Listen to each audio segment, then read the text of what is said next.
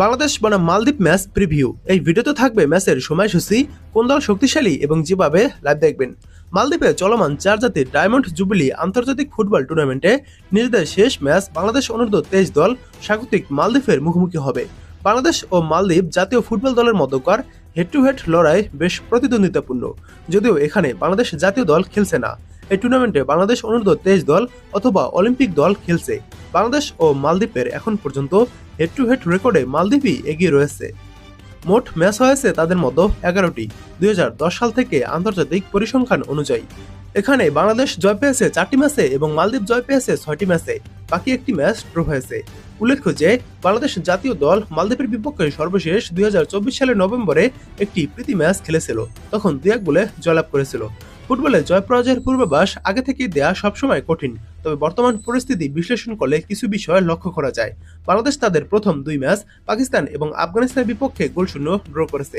অন্যদিকে মালদ্বীপ তাদের উদ্বোধনী ম্যাচে আফগানিস্তানের কাছে 1-0 ব্যবধানে পরাজিত হয়েছে এবং দ্বিতীয় ম্যাচে পাকিস্তানের বিপক্ষে 3-0 গোলে হেরেছে মালদ্বীপস। এবার দেখুন ডায়মন্ড জুবিলি ফুটবল টুর্নামেন্টের পয়েন্ট তালিকা। পয়েন্ট তালিকায় 1 নম্বরে রয়েছে পাকিস্তান, 2 ম্যাচ খেলে 1 ম্যাচ জয় পেয়েছে, 1 ম্যাচ ড্র করেছে। পাকিস্তানের পয়েন্ট 4, পাকিস্তানের প্লাস গোল রয়েছে 3। 2 নম্বরে রয়েছে আফগানিস্তান, 2 ম্যাচ খেলে 1 ম্যাচ জয় পেয়েছে, 1 ম্যাচ ড্র করেছে। আফগানিস্তানের পয়েন্ট 4, আফগানিস্তানের প্লাস গোল রয়েছে 1।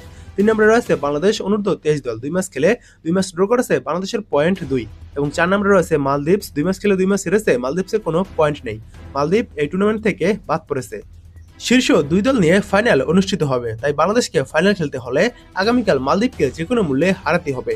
মালদ্বীপ তাদের নিজেদের মাঠে খেলছে এবং টুর্নামেন্টটি তাদের স্বাধীনতার বার্ষিকী উপলক্ষে আয়োজিত, তাই তারা এই ম্যাচে ঘুরে দাঁড়াতে মরিয়া হয়ে লড়বে। সামগ্রিকভাবে যদিও হেড টু হেড রেকর্ডে মালদ্বীপ কিছুটা এগিয়ে আছে, তবে সাম্প্রতিক ফর্ম এবং টুর্নামেন্টের পরিস্থিতি বিবেচনায় বাংলাদেশ ও মালদ্বীপের মধ্যে এই হাড্ডাহাড্ডি লড়াই হওয়ারই সম্ভাবনা রয়েছে।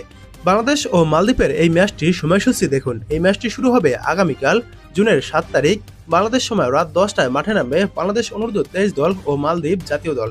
এই ম্যাচটা আপনারা ফেসবুক এবং ইউটিউবে 2 জায়গাতেই দেখতে পারবেন। ফেসবুকে দেখতে পারবেন ইএস লিখে দেওয়ার পর যে চ্যানেলটি আসবে সেই চ্যানেলে, এবং ইউটিউবে দেখতে পারবেন ইএস টিভি লেখার পর। ইএস টিভি লেখার পর যে চ্যানেলটি আসবে ইউটিউবে, সেই ইউটিউবে আপনারা খেলাটি দেখতে পারবেন।